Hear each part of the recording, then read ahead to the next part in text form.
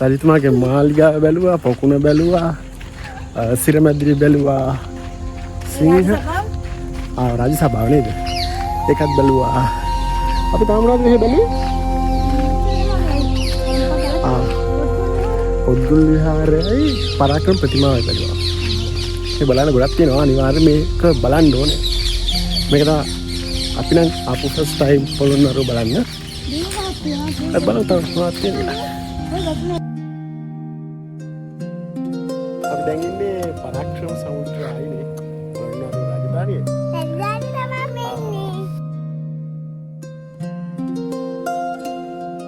දර්ශන මතරට අඩුවෙන් තියෙන්නේ. හරි සුන්දරයි. මේ වගේ හවසක මේ වගේ තැනක ඉන්න එක.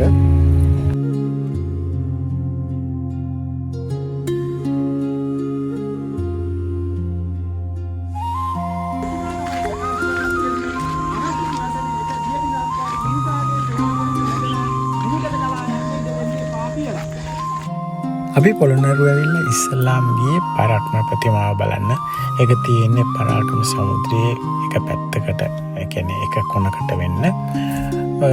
මේක සාමාන්‍ය ෆොටෝස් වල දකිනකොට නම් ටිකක් උස පිළිමයක් වගේ තිබුණා වුණාට අපි ඇත්තටම මම ගිහිල්ලා බලනකොට ඒක දැක්කේ අපේ සාමාන්‍ය මිනිස්සෙගේ උසකට සැරලෙන ප්‍රතිමාවක් එතන තියෙන්නේ.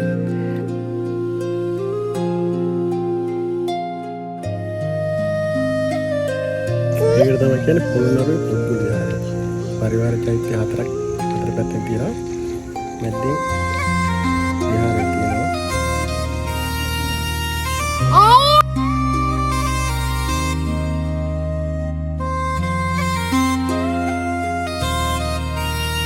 පරාක්‍රම ප්‍රතිමාව බලලා ඊට පස්සේ වැට පොඩි රවුමක් දාලා ඊළඟට ගියා පැරණි නගරයේ නටබුන් අෂ්ටාවශේෂ බලන්න. මේක ඉස්සල්ලාම නගරයක් විදිහට සංවර්ධනය කරේ මහා පරාක්‍රම බාහු රජුරෝ. මෙතන තියෙන එයාගේ මාලිගාව. ඒකට කියන්නේ සත් මහා ප්‍රාසාදී කියලා. දැනට උනත් එතනට ගියාම ලොකු බිත්ති සාමාන්‍යයෙන් අඩි 10ක් විතර පළල බිත්ති වලින් තමයි මේ ගෘහය නිර්මාණය කරලා තිබිලා තියෙන්නේ.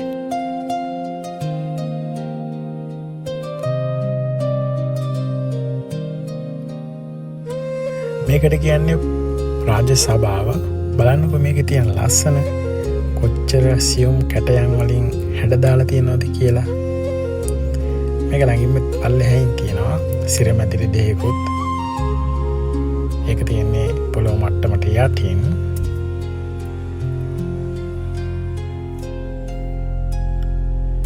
ඉතින් මෙහා පැත්තට ගියාම තියෙනවා පල්ලෙහායින් පොකුණක් රජවරුන්ගේ ප්‍රයෝජන සඳහා ඉදි කරලා තිබිච්ච.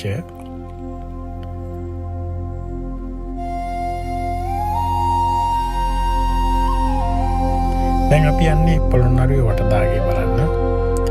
ඒක අවට තවත් සුවිශේෂී වූ සිද්ධාස්ථාන කීපයක්ම එක ළඟ තියෙනවා.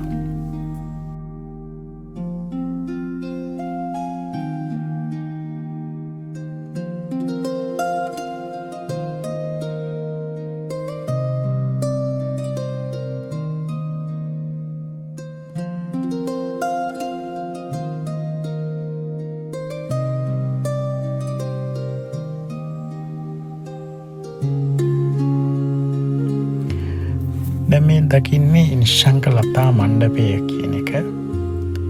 සියුම් කලා ශිල්පයට ප්‍රසිද්ධ තවත් එක් තමයි නිශ්ශංක ලතා මණ්ඩපය කියලා කියන්නේ.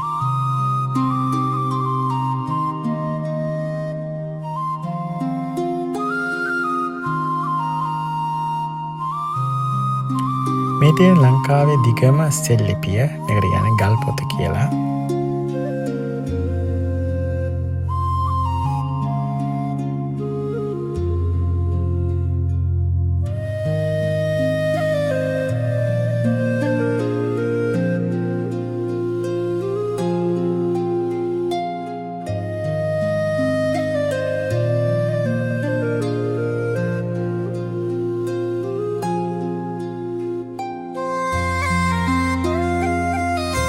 අපි දැන් මේ යන්නේ පොළොන්නරුවේ රාජධානියේ තියෙන රංකොත් වෙහෙර කියන චෛත්‍ය බලන්න.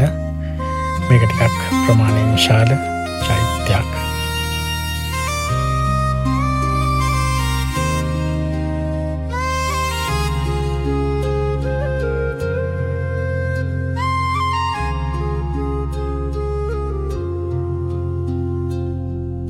අපි යන්නේ පොළොන්නරුවේ ගල් විහාරය බලන්න. දැන් අපි